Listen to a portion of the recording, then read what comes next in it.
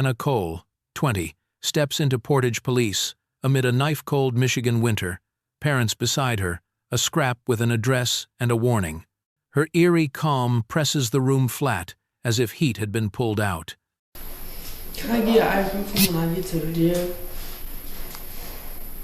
You said what? Can I get an ibuprofen when I get to the jail? Or Yeah, you have to ask them first, because they'll have to administer it, but you could ask them for sure. I don't know what their answer's going to be, but... Because I got knots on my fucking back, bro.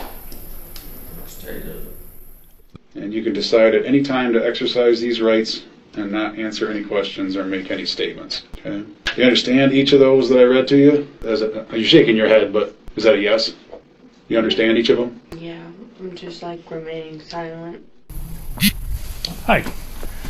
Hi, I'm Craig Begeman. So Officer Reinhout, you guys kind of briefly talked and discussed everything that's going on. So what he's going to do is go up and try and make contact at the apartment up there and just see what's going on, because we want to make sure that everybody is okay at the very least, you know.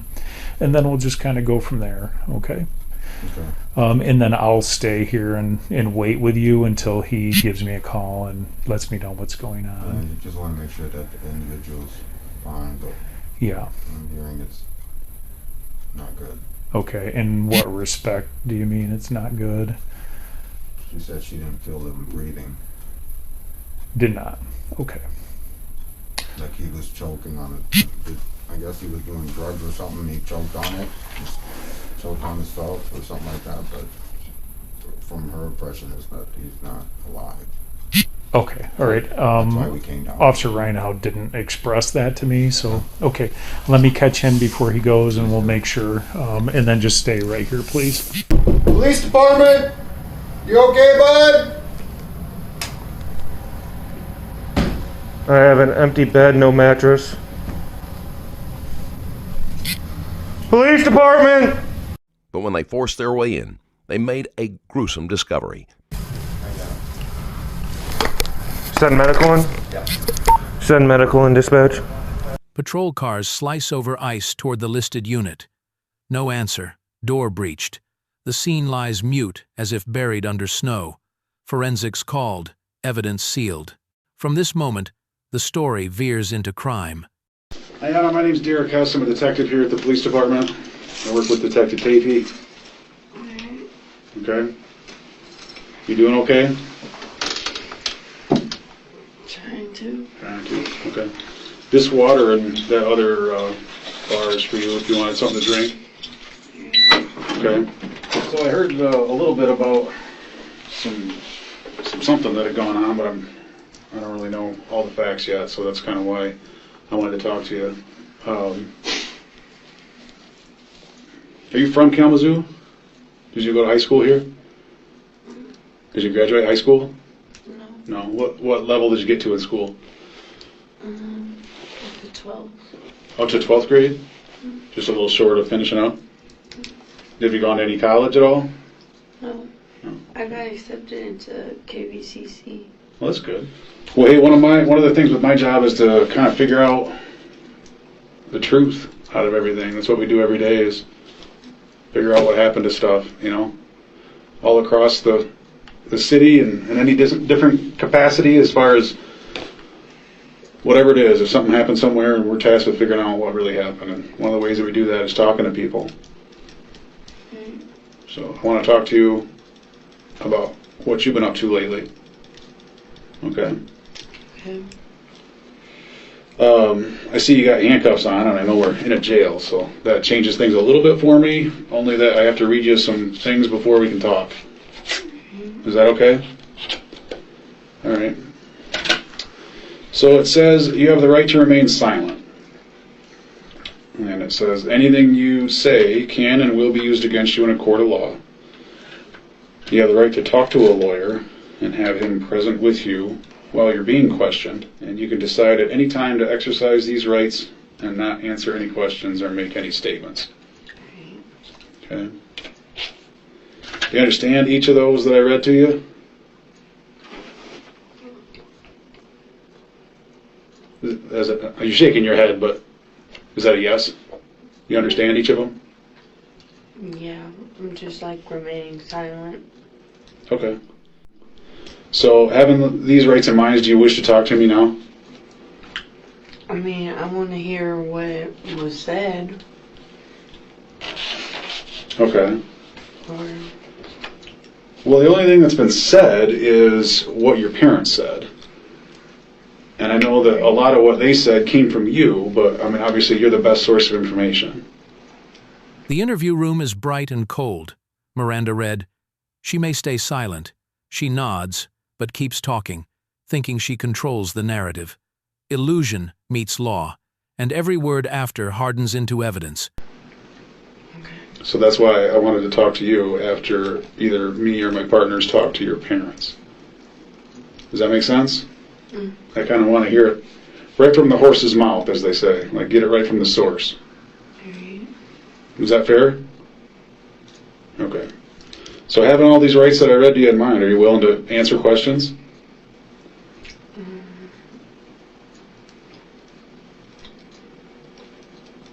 I don't know, I've never been in this predicament, so. Right, yeah, no, I know. It's entirely up to you. It's one of those things that you can, if there's certain questions you don't want to answer, you can just say, I don't want to answer that. If you don't want to answer any questions, you don't have to. At any time, you can say, I don't want to talk to you anymore, and I'll leave. But if there are questions that you're willing to answer, I'm interested in hearing what your answers are. But it's entirely up to you. Okay.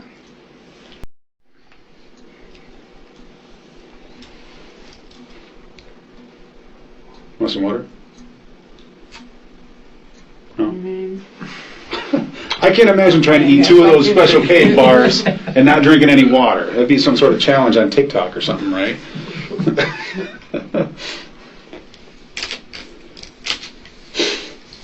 Ayana, are you willing to talk to me or at least hear what I got to say? I mean, I'll hear you out, but I don't know what we all said or whatever.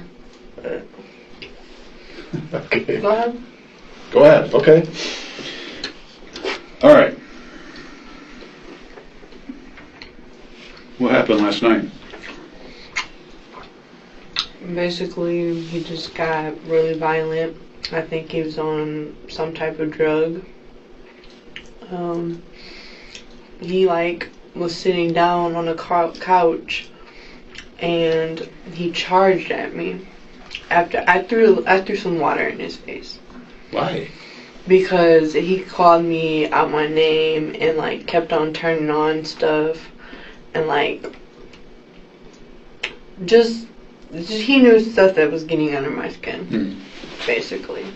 So anyway, I throw a little bit of water in his face and he stands up and that's when he just loses everything. He just charges at me. He starts pulling my hair. My head is all the way down here. The account begins.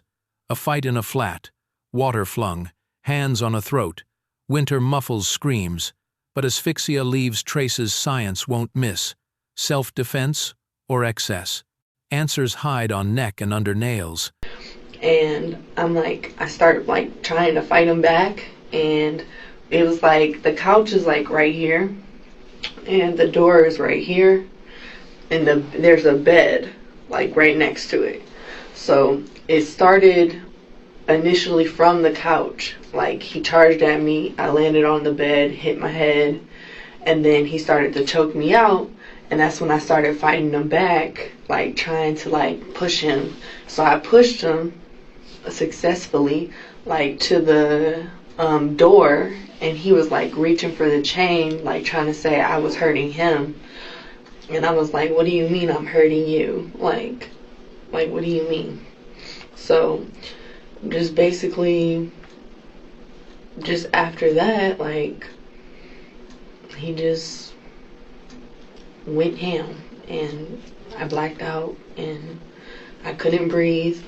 I had I choked really fucking hard. I could feel spit in the back of my throat, when he used both hands.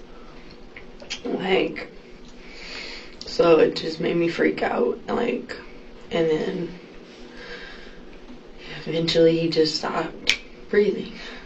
So, I don't know, I felt like,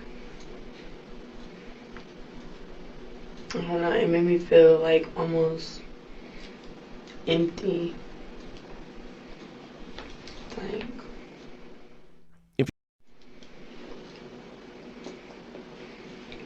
that's all I can really like say. And it just made me like sadder and sadder just looking at him. And then I ended up like just moving and, you know, putting his favorite robe on him. Cause I felt bad, but like when I'm put in a situation like that.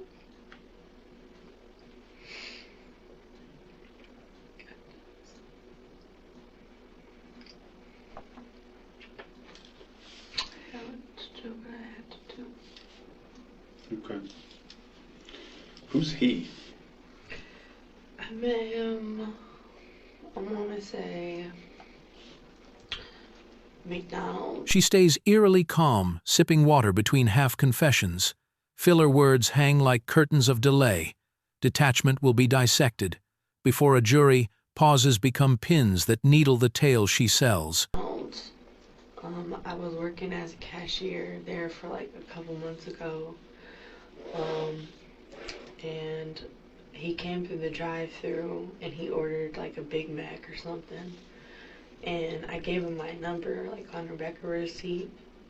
And like we'd basically been hanging out and stuff. He always like would like admit these feelings to me and stuff, and I'll be like, just trying to be friends, you know, and stuff like that. And he just really just like over time you would see how he would just change. I don't know how to like describe it, but it's like he went from sweet to like sociopath. Like he just wanted me around him, and I was just staying there so that I can just like have a place to stay for my job and, you know, like kick it, hang out with him. He's like a lonely guy, so I was just like hanging out with him, and you know, and he just got crazier and crazier. And then I noticed, like, particularly within the past 3 days of hanging out with him, that he would do like this with his nose, like this, like just like he was off some type of drug. And he told me about like this scamming stuff and like promethazine and fake doctors and just like getting prescriptions that he didn't need. So I don't know if it was a pill or if it was like a promethazine type thing or powder, whatever. I don't know about that. But what's his name?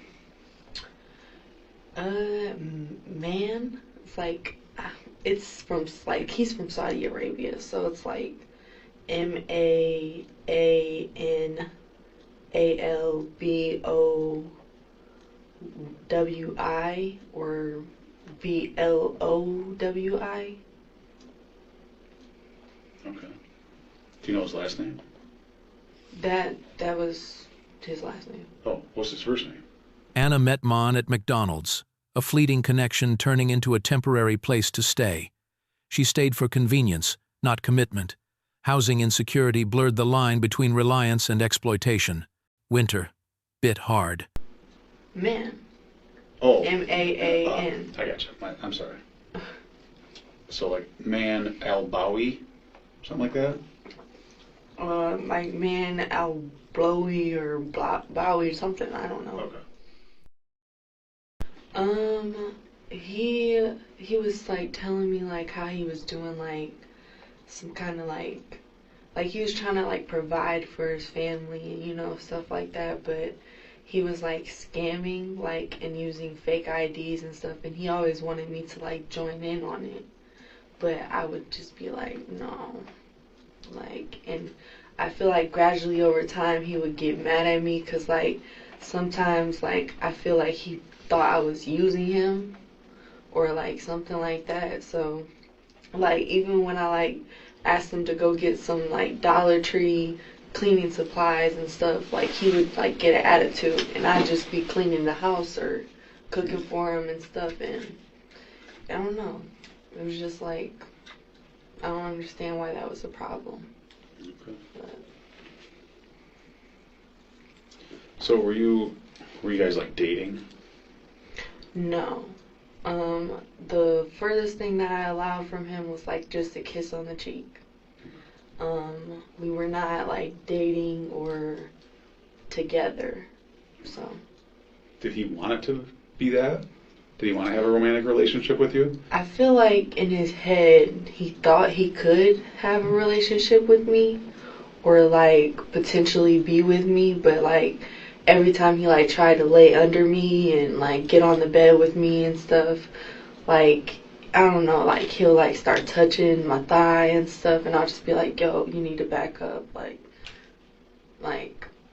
and he just is a really touchy feely person. Okay. So All right. So what was going on at the apartment last night? You guys just hanging out, or what was up? we were just like, we had came back from my friend's house. He left me out there for an hour. He said he had to go to a class for like an hour or something. So you were at the apartment by yourself for an hour? Yes, I was at my friend's apartment. Oh, okay. And he came back to get me, and the reason we left my friend's apartment was because Odd behaviors escalated. Nose twitching, flaunted promethazine prescriptions, suggestive hints. The tiny apartment became a resonance chamber of power and need. Uneasy, she stayed anyway, a choice that would cost her. he started a confrontation at my friend's apartment. Like, he would start doing this with his nose and stuff, and I'd be like, yo, are you okay? And, you know, stuff like that. And then he'll, like pull down, like, his pants, like showing his boxers, like, so almost like his dick would, like, be seen and shit. Mm-hmm.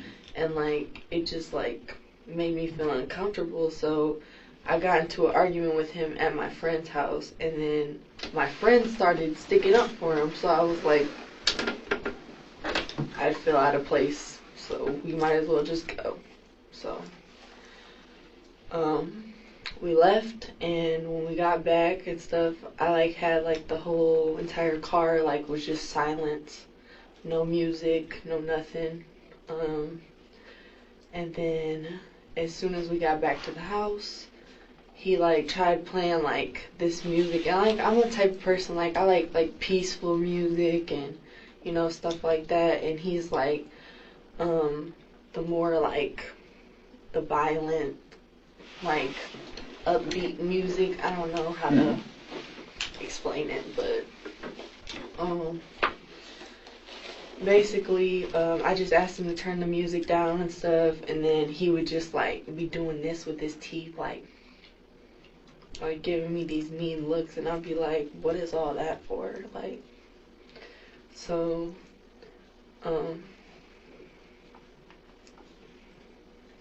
that's basically how things transpired and led up to that, and then just name calling and all this stuff. What kind of names did he call? Or were people being called?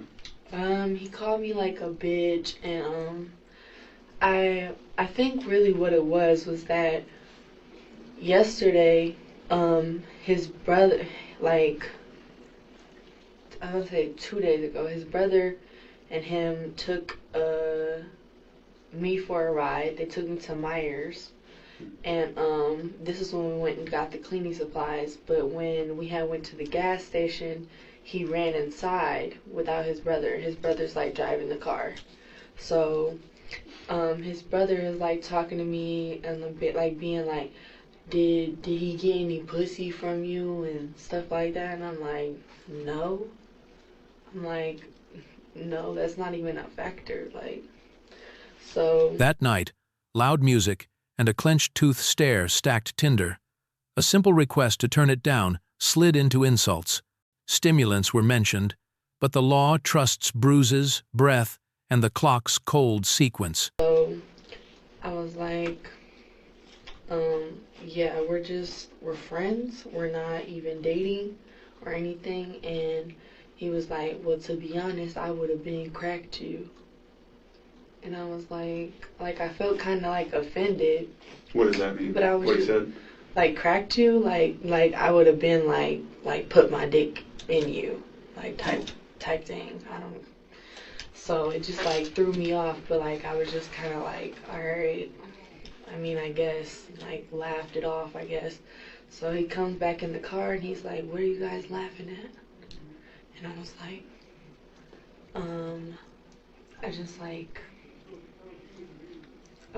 I didn't want to say it in front of him, you know, like, and just start something between them because they're brothers or whatever. Mm-hmm. But, so I waited till we got back to the house, and when he asked me that, I was just like, it was nothing really, just like making some jokes or some shit. So when we got back to the house, we got into an argument because I needed a ride to go see my friend, and he was mad that I asked him if his friend could drive me to where I was for some gas money. And he was just like, why, or like, why? And I was like, what do you mean why? Like, I just need a ride. And so he was like hesitant at first, and then he like opened up and was like, all right, I mean, I'll text him. So he texted him, and then basically he got mad because I had basically said the truth. So he was like, he was just like, we don't give a fuck anyway. We pass bitches around. And I was like, what is that supposed to mean? You know, like, but I don't know, it just made me feel like out of place. And then I noticed like extremely like just weird patterns of behavior like after that.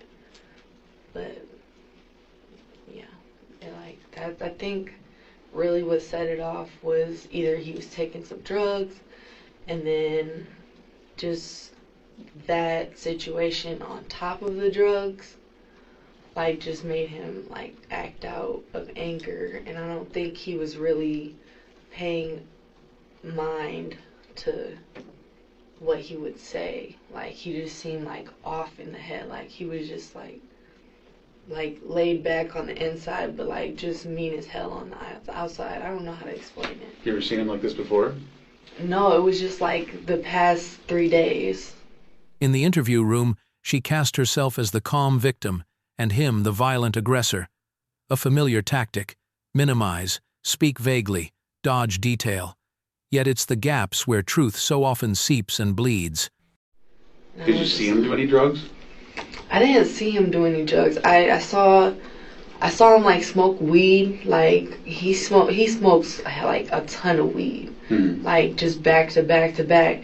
And I would tell him like, yo, I'm on probation. I can't, you know what I'm saying, be around that and stuff. And like he'll even get like so disrespectful. Like he'll just blow it in my face, like, and just be disrespectful. So I would go try to open up the window, and he'll get mad at me for opening up the window. Like, and I'll be like, what do you expect? I'm not gonna like just sit in your face and then you're like smoking back to back. And I've only ever seen him use weed or cigarettes. Any other drugs besides that, no. And then promethazine, he was telling me a little bit about how he was like getting fake prescriptions from like doctors for promethazine. And he said like he lost his doctor and he was like pissed about it. I don't know what that was supposed to mean. What did he do with the promethazine? I think like he would like sold it like to some of his like family members, or like he just drank it. He was like, I love lean, which is what they call promethazine. So okay. Did you see him take promethazine, just like drink it? I've never seen him take it, but he had like in the apartment there's like bottles, like I don't know if you guys like saw it when you went in there, but there's like bottles in like one of his suitcases. It's like maybe like 8, 9, or 10 bottles. Forensics recorded deep bruising to the neck, head, and torso hallmarks of mechanical asphyxia. Bottles in a suitcase suggested drugs, but motive can't erase mechanism. The jury will ask, self-defense or lethal force beyond limits? So, things are not going well at the apartment. What time do you think this all kind of kicked off, where he started getting mean last night? I would say maybe like around 11:30 or 12. Okay. And how did it start? Just with the name calling and stuff that you talked about? Just like when I asked him to turn down the music, and I just wanted some peace and quiet, because like sometimes I just get anxious, like when like too much is going on and then the violent music is playing. It's just like I get like real fidgety, so I asked him to just turn it down or turn it off for a minute, and he was like, "Bitch, I'll do what I want in my house." Like, and I was just like, damn. So I got mad and I threw the water in his face, and that's what triggered everything. So Okay. What's the next thing that happened? what do you mean? Like, what happened? You threw water in his face, and then what happened after that? I just said what happened after that. He pulled me by my hair and charged at me. Yeah, but I'm just looking for a little bit more detail. He charged at me while he was sitting on the red couch. He was smoking a cigarette. He put out his cigarette after I threw the water on his face. And then he charged at me and tackled me onto the bed. And that's when he started pulling my hair. And then I like started fighting him back, and I like pushed him to the door, and he started grabbing the chain and like taking the chain off the door and shit. And then like he started doing this like around my neck. Okay. And then he like eventually like pushed me on the bed, and like he was like choking me, like I hit my head on the wall, like, and he was just like, I could not breathe. Like I felt myself like swallowing spit in the back of my throat. Okay. And it was like life or death at that point. So I was just like. Her voice stays even and cold, as if reading notes rather than surviving that night. The emotional distance may be shock or control. On camera, every pause, every filler word, accrues real legal weight. Did you lose consciousness? I was like, at one point in time, I would say maybe for like 30 seconds, I just felt like my throat was like closing. And like I just couldn't breathe, so I was like freaking out.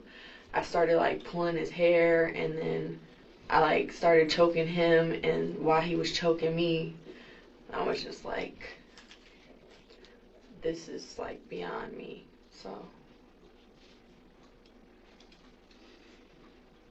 you don't think you lost consciousness? I mean, that I lost consciousness or he lost consciousness? You. While he was choking you, do you think you lost consciousness? Yeah. Because my throat was closing, and I was just like, I could barely, like I started seeing colors and spit closing in the back of my throat. So I mean some kind of unconsciousness was there. Like it was just a life-threatening situation. Okay. So how did that make you feel when all that was going on? It made me feel really angry. I don't know like why he was that violent. Like towards me. it just made me feel like maybe like he just was acting sweet in the beginning, like just to like try to get me over his house. And then like I noticed like within the past 3 days, like how he was just like sexually touching me and trying to lay with me and stuff, which is like normal because like guys do that, you know. But I just feel like uncomfortable, and like if I tell you to like keep backing off, like, cause I've been through a lot of stuff, you know. Like I don't like being in a type of situation where I feel like I'm uncomfortable. And he just like, he would like test the boundaries, and then when he kissed me on the cheek and stuff, I just be like, I just want to kiss on the cheek. He'll like grab the back of my head like this and like just try to like force the kiss, and I'll be like, so I just like be like, no, you need to go over there. So yeah. Was he saying anything while this fight was going on? He said like, help, she's trying to kill me or something. And I was like, are you kidding me? Like, he charged at me and was choking me. And then when I fought back, he tried going to the door and taking off the chain. That's where that transpired. What do you think he was trying to do when he was taking the chain off the door? Was he trying to leave, or was he trying to do something else? Goes ham is just another name for unleashed aggression. Hair yanked, shoulders pulled, low, breath chopped. The question isn't who yelled louder, but which force crossed survival's threshold and why it was used. I'm not sure. Okay. So I just panicked, and then he started choking me. That's when he threw me on the bed, like trying to fight me off and stuff. And once he like started choking me, and like I couldn't breathe, and I felt my head hitting the back of the wall, like I was just like,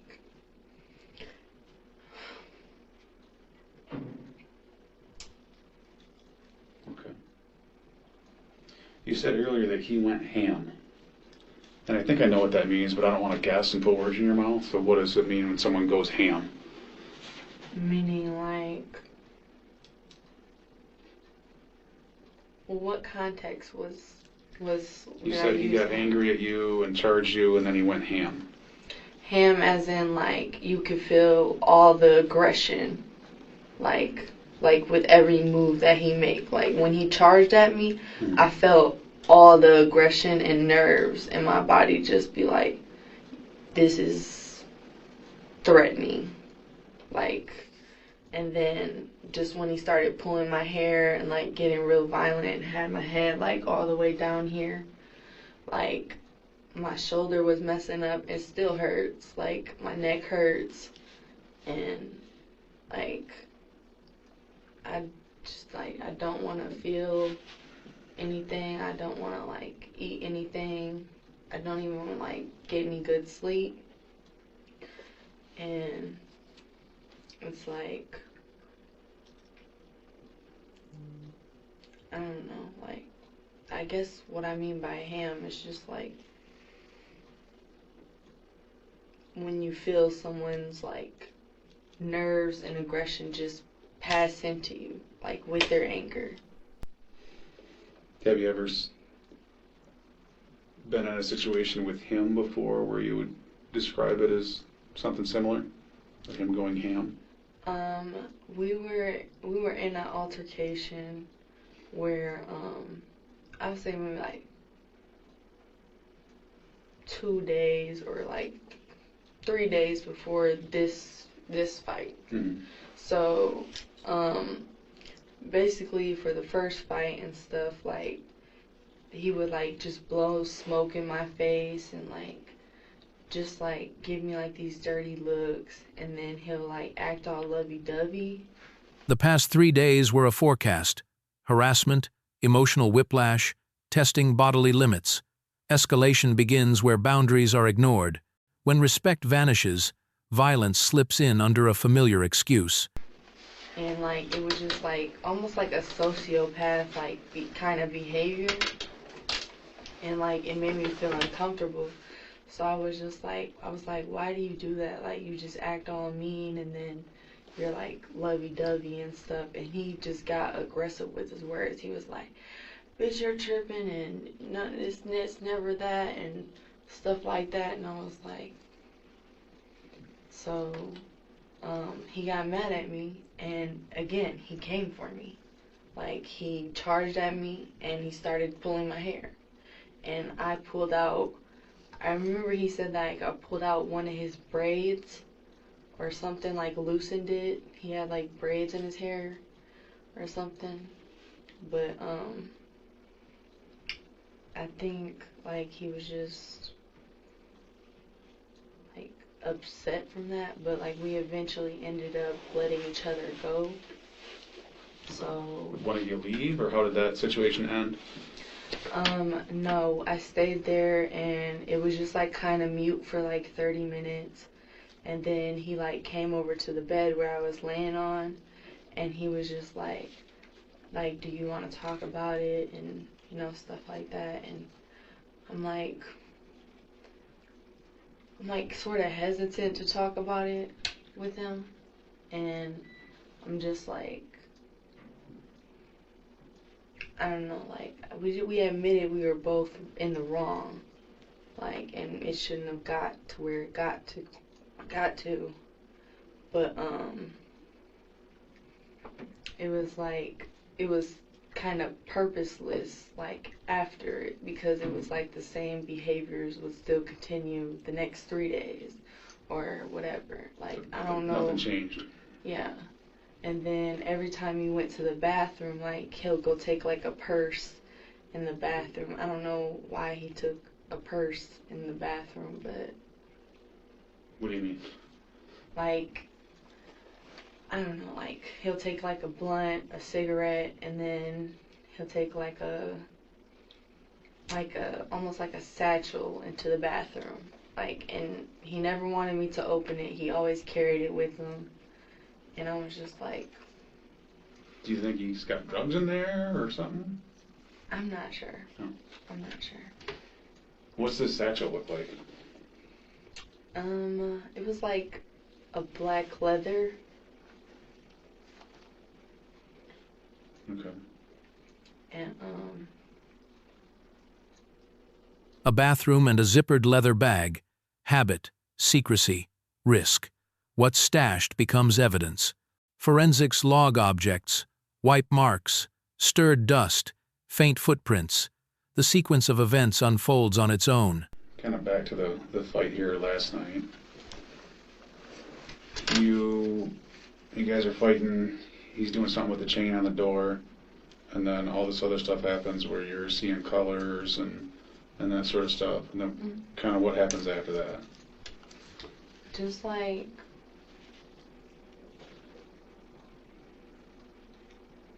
I don't really want to get like into the detail because it's like kind of traumatizing, like just seeing what I saw and stuff, and like I'll start getting emotional, like,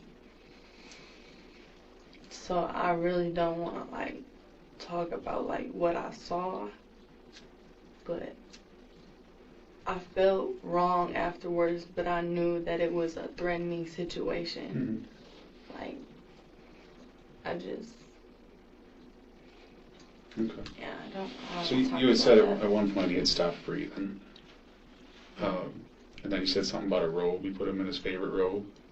Yeah, I had covered him up with his favorite robe and stuff. Like, I sat there for like an hour and a half, and I was just seeing like if he was gonna like, you know, open his eyes or blink or show some kind of sign movement, and it never happened. So I was just like, I felt terrible, you know, because it shouldn't have had to leave or get to that point. But it was just like,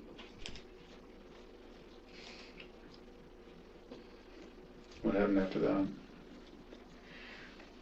just, I put him in his favorite robe, and I took him off the bed and just like put him in a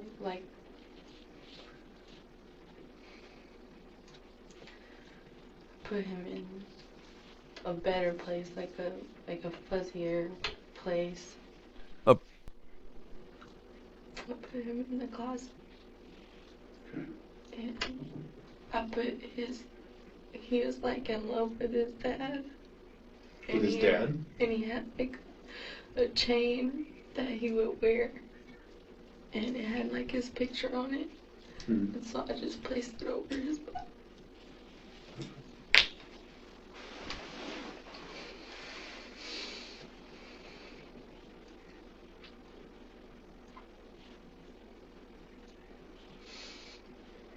What happened after that? I just like... She says he stopped breathing. Then the robe, the cleanup, the weight, real self-defense calls for help. Scrubbing after violence signals something else. Convenient memory gaps will be weighed against clocks and traces. Like, I sat there and I cleaned like the entire apartment. I thought you had just cleaned the day before. No, he bought the cleaning supplies, but they okay. weren't open or anything. Okay. I had like some wipes already in the house and stuff, so I just used that to like clean the other day, but Gotcha, okay. before we got it. So last night you said you cleaned the whole apartment? Yes, I threw away cigarette butts and all of the excess trash that was spilled on the floor. He like knocked over a couple ashtrays and candles, and I just like put it back all in place because like I felt bad for how it ended. So I just felt like, you know, he let me stay in his home, so like I thought I would just like take care of just the apartment, you know. Okay. Yeah. How long do you think that lasted that you were cleaning the apartment? I would say maybe like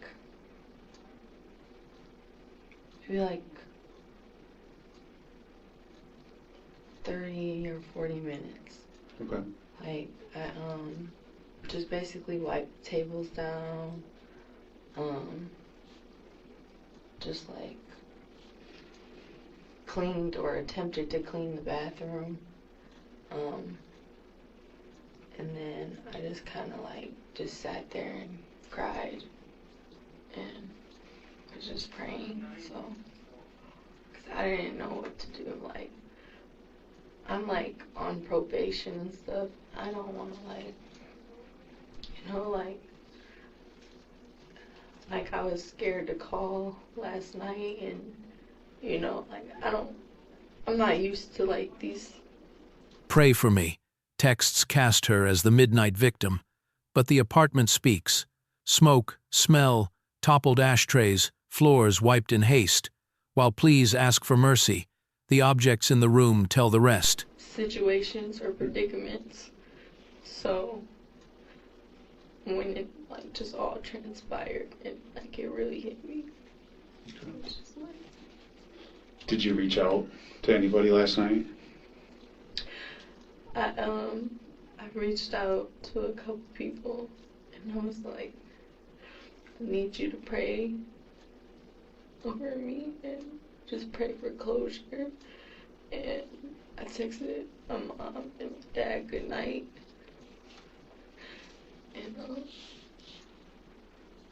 it's just like I didn't want to like tell them like, hey, this happened tonight. And you know what I'm saying? Yeah. So I just got really emotional and I just sat there and cried. And Did you tell anybody last night what happened? no. And I didn't have anywhere to go. And I tried falling asleep. So that's when I moved him from off the bed, because I can't sleep on the couch. And I just like try. Is there only one bed in the apartment? Yes. I haven't been there, so I'm not asking you a trick question or anything. I haven't been there. So when you wanted to sleep off the bed, that's when you moved him? Okay.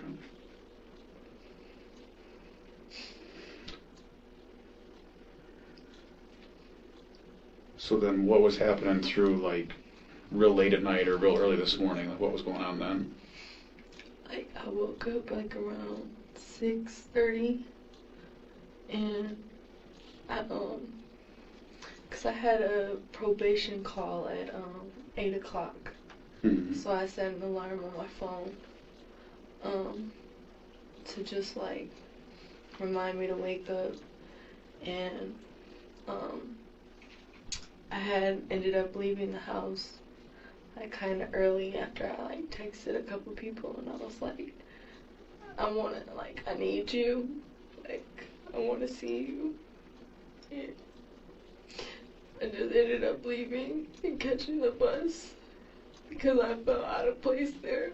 Mm-hmm. Didn't feel right just being there. So. Who else did you tell today?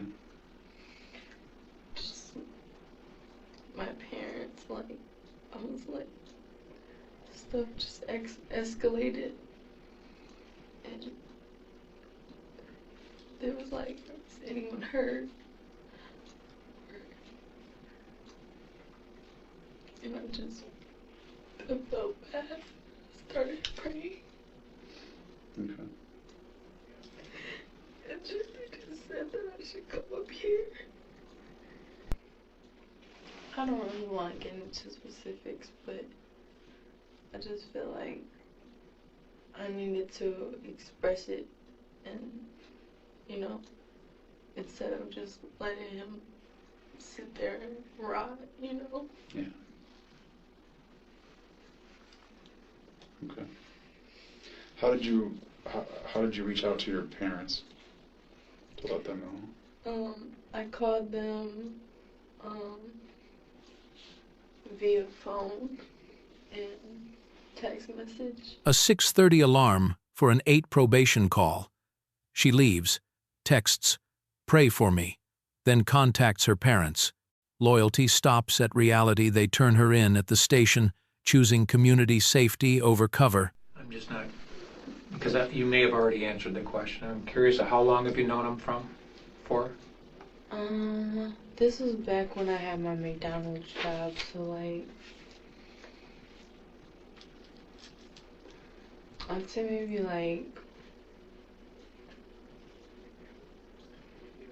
maybe like a month or two. You've known him for a month or two? A month or two. Okay. And up until last night, how many nights in a row had you stayed with him at the apartment? I'd say maybe like about a week. Okay, you've been staying there about a week. Had you stayed overnight there before? I like came over and like kicked it with him, and he would like drive me like places that I needed to go to stay and stuff. Okay. But he like, I was basically just telling him like I had like when I had nowhere to go, like he would come pick me up and I'd go over his house and we'd just kick it. Okay. And then it was just like the touchy-feely stuff and just kicking him off the bed. And the touchy-feely stuff kind of came on as It the just time got you more knew him? aggressive, like gradually. It was Okay. like just like it'll start with like a thigh touch or Yep. or like a damn you look good and Okay. you know, stuff like that. And then when he'll be like, can I kiss you? And I'll be like, you can kiss me on the cheek, cause like I'm not gonna lie, like I noticed like his eyes were like yellow and stuff, so like I didn't want to lay down with him, and Okay. like I don't want to like judge anybody for that, you know? Yeah. Cause everybody goes through something in life. But I just noticed, like, he would, like, grab the back of, when I said that he would grab the back of my head and, like, kind of try to force the kiss, like, you know, come here. And, like, I don't like stuff like that because I've been through traumatic and difficult experiences. Like sexual trauma. How many times was he violent with you during the time you've known him?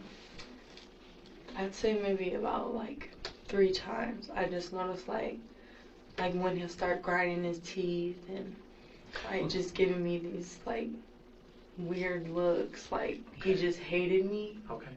And like he'll like blow his smoke in my face, like if I'm sitting like on the bed and stuff, like he'll come over in my space, like, or walk over me and be like all in my face, and I'll be like, that's creepy, and I get where you're coming from. It's eerie. It's eerie and kind of creepy. How many times did he ever put his hands on you when you didn't want his hands on you? I would say, but like sexually or like just.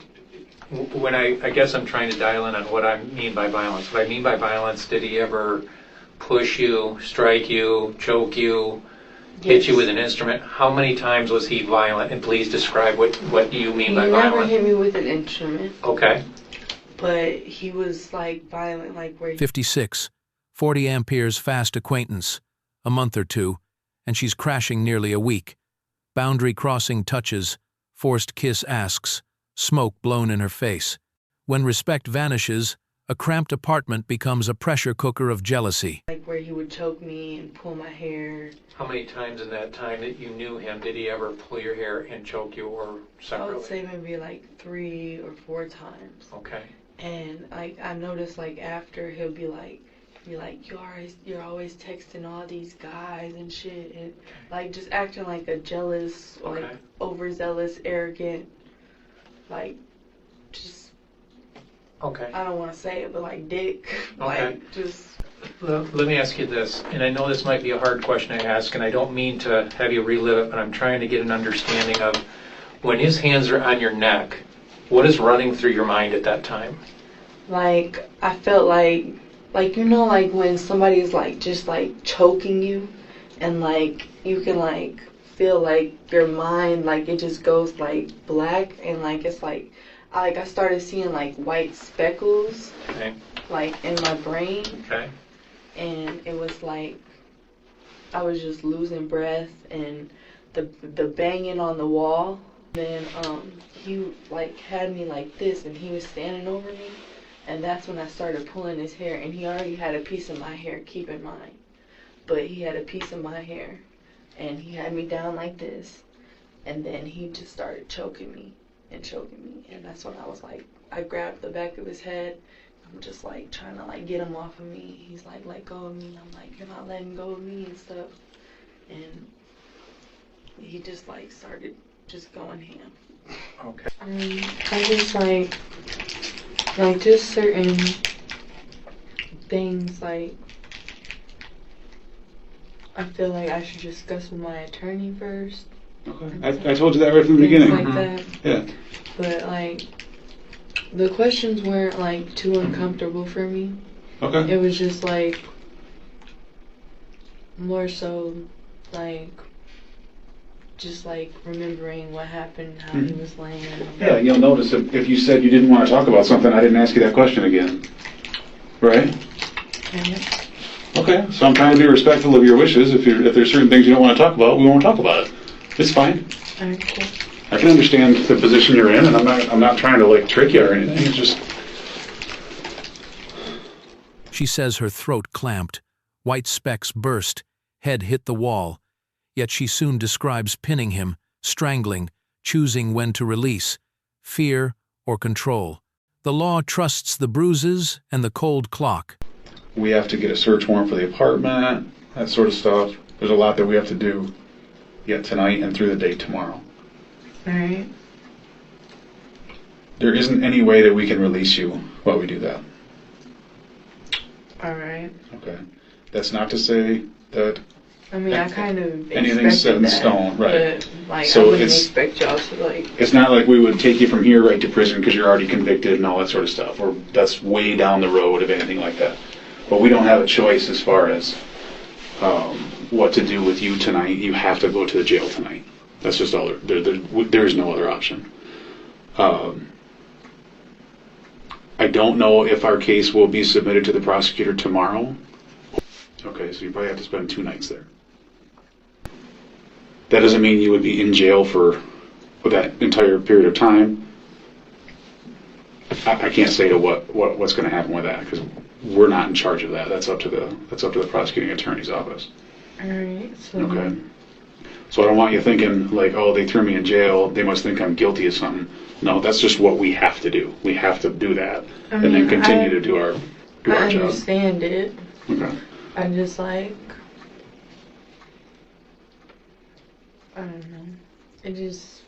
It makes me uncomfortable. Like, I like this cell and stuff. Like, I'd like solid, like a little bit of like solitude. So like, I don't hear like too much noise. Cause like, Yeah.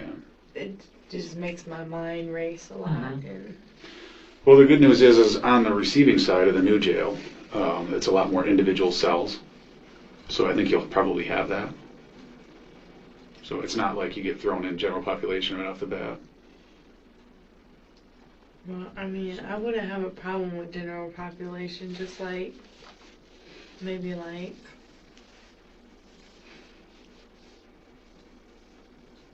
But none of that's up to us either. That's the jail's rules. That's not our house, you know.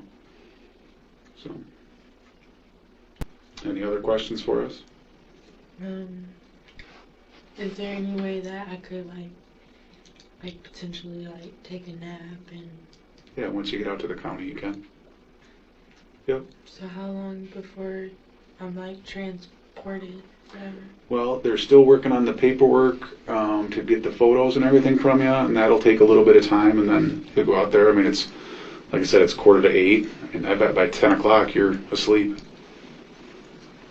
Alright, and then as far as like the vaping part, like is there any way that I could have him escort me, like to just... No, we can't do They anything. wouldn't allow that. They may not even allow the vape in the building. No, not in the jail, but like I'm talking about like right now. Here? Yeah. No, we can't do that anymore. Can't do that anymore. Okay. No. Okay, so we can put you back in the cell you were in until someone else comes in, Mhm. right?